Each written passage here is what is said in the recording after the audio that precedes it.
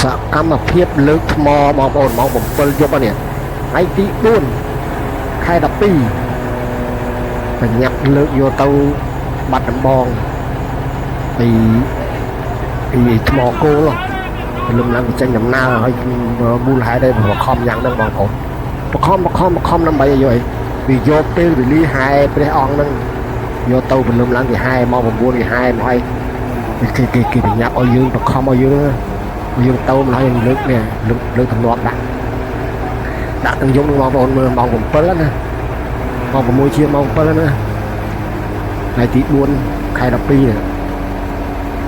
ស្វាយបងប្អូនអើយគ្រោះថ្នាក់យប់ងឹតមើលមិនឃើញមើលថ្ម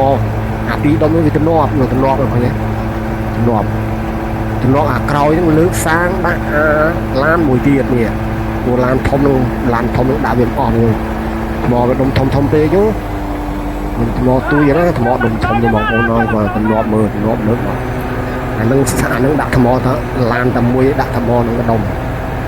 ហើយបើឡានស្ទួយហ្នឹងវាធំយ៉ាងហ្នឹងដាក់ពីរដុំ